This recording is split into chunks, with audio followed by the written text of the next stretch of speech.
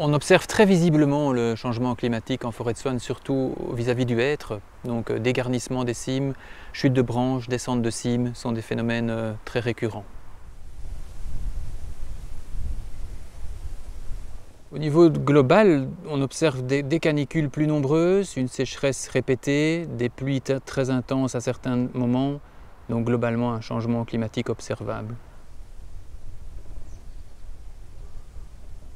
Changement climatique, ça va engendrer des phénomènes un peu extrêmes et donc on observe effectivement des tempêtes qui sont de plus en plus récurrentes, généralement aux environs du mois de février-mars.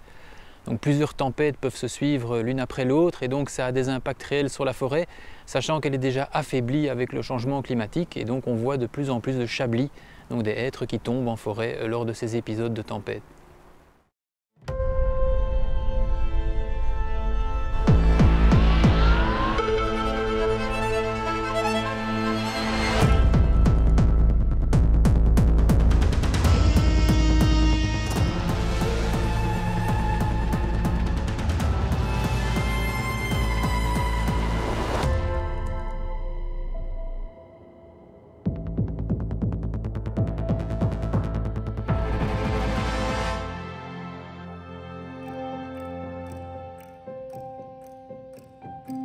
Bonjour, je m'appelle Étienne Houlotte et je suis ingénieur agronome de formation.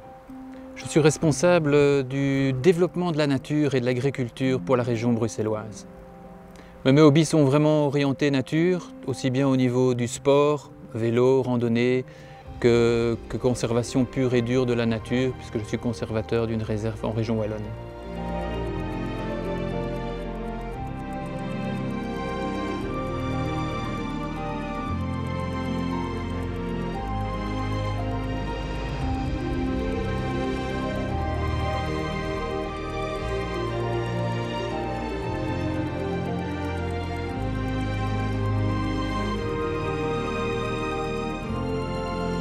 La forêt de Swan, dans sa globalité, a une superficie de plus de 4400 hectares située sur les 3 régions et nous gérons plus particulièrement la partie bruxelloise de la forêt de Swan, soit plus ou moins 1700 hectares qui sont une forêt résolument périurbaine. La forêt de Swan est largement dominée par le hêtre, plus ou moins 65% de couverture. Ensuite, on trouve un habitat type chêne charmé, donc plus ou moins 15%. Et puis vous avez des habitats qui sont plus liés au milieu humide. On parle de mégaforbiers, on parle de plans d'eau. C'est principalement les 3 grands habitats qu'on trouve en forêt. La principale caractéristique de cette forêt, c'est ce qu'on appelle la hêtraie cathédrale. Donc c'est vraiment des hêtres qui ont tous le même âge à peu près et une dominante, un âge moyen plus ou moins de 140 ans et qui ont aussi poussé très haut pour aller chercher la lumière. Donc on a des arbres qui peuvent atteindre 40-45 mètres. Et ça donne ce faciès très caractéristique. Elle est protégée à 4 niveaux, donc elle est au niveau du patrimoine naturel. Elle est également classée comme zone d'espace vert au plan d'affectation des sols. Et plus récemment, en 2016, elle a été classée Natura 2000. Et dans la zone Natura 2000, il y a plus ou moins une dizaine de sites également qui sont en réserve forestière ou réserve naturelle. Et tout récemment, on a également eu un classement UNESCO sur plus ou moins 60 hectares de cette forêt. Une des principales pressions, c'est la pression urbaine. On a une forêt périurbaine avec 1 200 000 habitants qui habitent à côté. Et donc évidemment la pression récréative, donc le besoin du citoyen de se reconnecter à la nature, de venir faire son sport dans la forêt, etc. est en constante augmentation.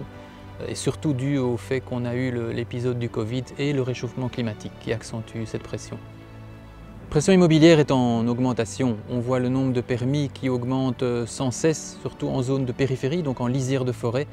Et on a aussi vu que les promoteurs immobiliers utilisent en fait la proximité de la forêt comme argument commercial pour louer ou vendre leur appartement.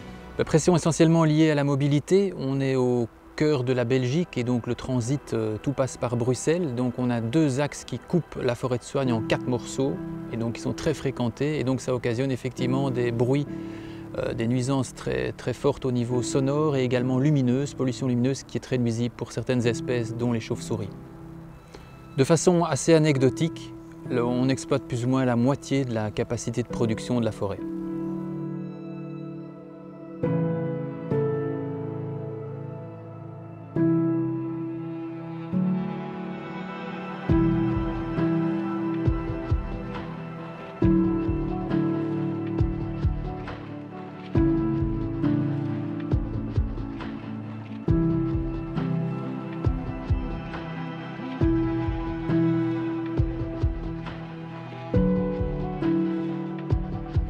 L'étude qu'on avait commandée montre qu'à l'horizon 2100, on peut s'attendre à une évolution de la température annuelle de plus 2,5 degrés si on prend des mesures actives justement pour réduire le changement climatique, ou sinon ça peut être pire.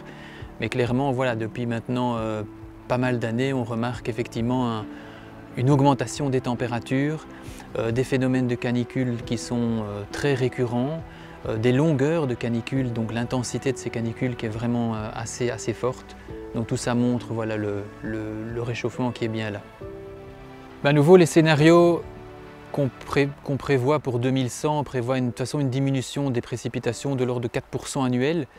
Mais ce qui est surtout important, ce n'est pas le pourcentage, c'est l'étalement de ces précipitations tout au long de l'année. Donc on aura durant les mois d'été des précipitations vraiment moins importantes, de l'ordre de moins 15 à moins 20%. Et on pourrait aller aussi avec on voit de plus en plus des sécheresses printanières qui arrivent à partir du mois d'avril et qui peuvent perdurer. Et donc l'étalement des précipitations est vraiment problématique. Non, il n'est pas régulier, donc au-delà d'une dégression des précipitations qu'on voit au fur et à mesure des années, on a des phénomènes extrêmes, comme en 2021 où on a eu plus de 1100 mm de précipitations avec des inondations corrélées, contrairement à une moyenne annuelle plus ou moins d'un peu plus de 900 mm. Oui, la forêt de Soignes est effectivement vulnérable de par le fait qu'elle est constituée majoritairement d'une seule espèce qu'est le hêtre, et le hêtre est très sensible aux phénomènes de canicule et de sécheresse. C'est une espèce qui apprécie une régularité dans son approvisionnement en eau, et que donc du fait que les précipitations diminuent, mais également que les nappes phréatiques ont tendance à diminuer également, en fait le hêtre ne se trouve plus tellement en station et donc encaisse réellement le changement climatique. Vulnérabilité liée à la forêt même, donc le hêtre est un arbre, comme on l'a dit, qui peut atteindre des hauteurs de 40-45 mètres et donc il est par définition un peu plus vulnérable évidemment aux phénomènes de tempête et également lié à la structure du sol. On est sur des sols sablonneux avec une couche assez dure à quelques dizaines de mètres et donc un enracinement assez superficiel, ce qui peut occasionner effectivement et conditionner l'échablis. Les milieux humides en fait sont difficiles également dans la mesure où les niveaux d'eau ont tendance à baisser. On a parfois des plans d'eau qui sont complètement à sec et donc on imagine bien la conséquence que ça peut avoir sur des espèces type amphibiens, donc liées au milieu humide également pour les plantes. Et donc ce qu'on voit aussi, c'est qu'on risque d'avoir, si ces milieux restent trop longtemps à sec, une refermeture des milieux qui vont redevenir boisés via les saules et les aulnes pour commencer.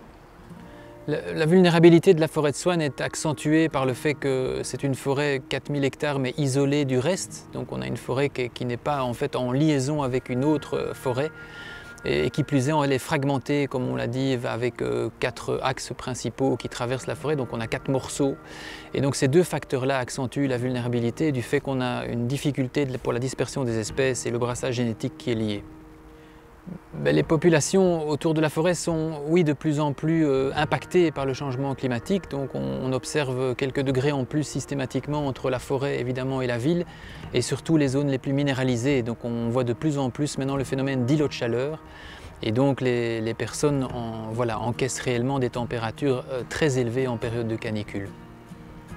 Le premier réflexe des communautés, c'est d'essayer de rechercher la fraîcheur par n'importe quel moyen. Et donc la première porte qu'on a, c'est effectivement la fréquentation de la forêt de Soignes, de venir en forêt pour se rafraîchir.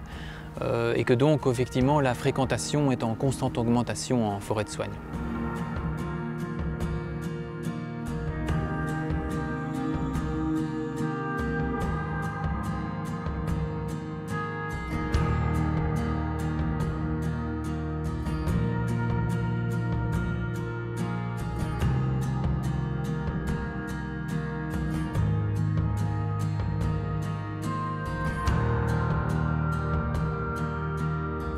We bevinden ons hier bijvoorbeeld in een 200-jarige beukenkathedraal die begint in te storten. We bevinden ons bovendien op een plateau en de beuk gaat het daar als gevolg van de klimaatverandering heel moeilijk krijgen. En we willen dus op bepaalde plaatsen die beuk geleidelijk gaan omvormen naar iets anders dan een beukenbos. Het is de bedoeling om het aandeel beuk tegen 2043 met 10% af te bouwen ten voordele van andere soorten. We willen een meer gemengd bos, we willen ook meer leeftijdscategorieën en we willen een ongelijkvormig bos. Wat we doen, en dat is een trendbreuk met de vorige beheerders, is het vermijden van kaalkappen. We doen dus geen kaalkappen meer. We besteden heel veel aandacht aan het bosmicroklimaat. We werken maximaal met natuurlijke verjonging, maar we brengen ook soorten in die beter bestand zouden moeten zijn tegen de effecten van klimaatverandering, zoals kleinbladige linde, wintereik, haagbeuk en alle begeleiders die daarbij horen, zoals thermofiele soorten als boskers. We gaan proberen maximaal de natuurlijke evolutie te imiteren. Dat wil zeggen dat we met groepjes gaan werken als we verjongen. Celletjes noemen we dat. En die celletjes, dat is het idee van, daar komt verjonging als gevolg van een individuele boom die verdwenen is, die ofwel omgevallen is of die geoogst is. En in die cellen gaan we verschillende soorten mengen om uiteindelijk uit één cel één toekomstboom te krijgen. En dat is degene die dan uiteindelijk mee het bosbeeld gaat bepalen. We proberen heel verstandig met het beheer om te gaan. In tegenstelling tot wat vroeger vaak gebeurde, paste men het bos aan het beheer en wij passen nu het beheer eerder aan het bos. Dat wil zeggen, als er hout wordt geoogst, dat dat via vaste ruimingspistes wordt afgevoerd, met aandacht voor de bodems die heel speciaal zijn in het Soniewoud. Een ander effect van verstandig bosbeheer is niet meteen altijd windworpbomen willen afvoeren, zoals hetgene waar ik op zit. We proberen maximaal doodhout te bewaren in het Soniewoud, omdat dat een heel belangrijk ecologische meerwaarde geeft. En dat kadert ook in de doelstellingen van Natura 2000, waar we het aandeel doodhout heel sterk willen laten toenemen. De monitoring gaat ons hopelijk informatie opleveren over hoe het bos reageert op klimaatverandering. En of we al of niet versneld moeten gaan bijsturen en of de beuk, zoals beschreven is in een aantal studies, echt gaat verdwijnen tegen de tijdshorizont van 2100. Gaat de verjonging van de beuk zich aanpassen, fenotypisch? Dat zijn allemaal vragen die we beantwoord willen zien.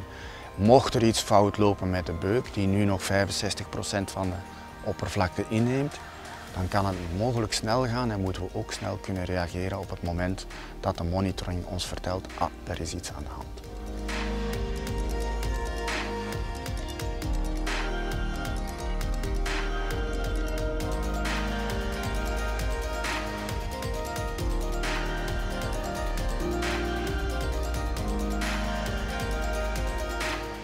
Mais face à ce dont on a parlé, la fragmentation et l'isolement de la forêt, il est important de voir comment on peut relier cette forêt à d'autres massifs ou d'autres espaces verts.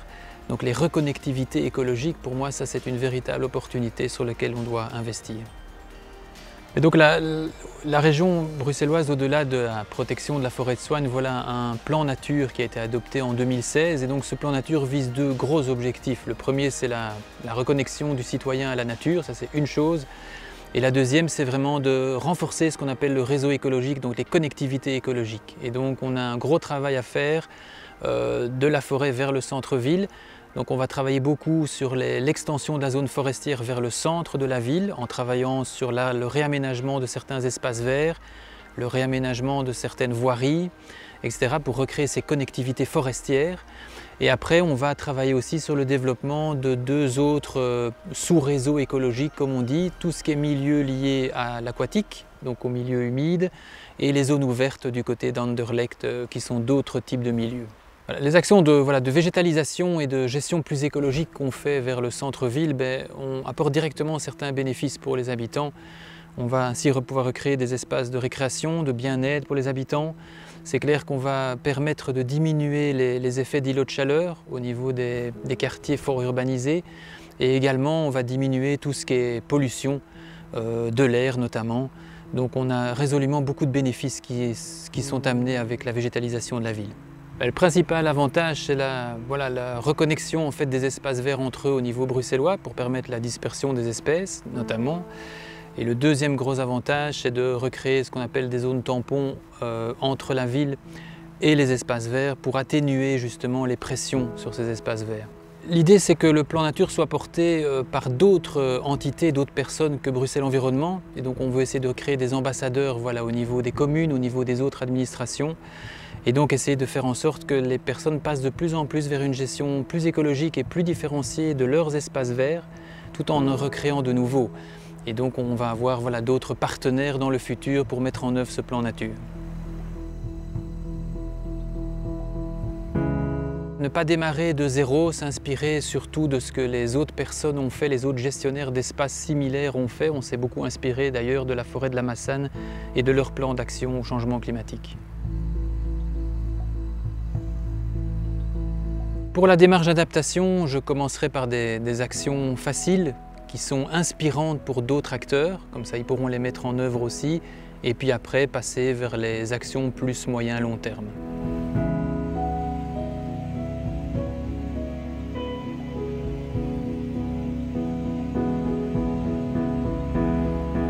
Mais le changement climatique, ce n'est pas juste une histoire de naturalistes ou de forestiers.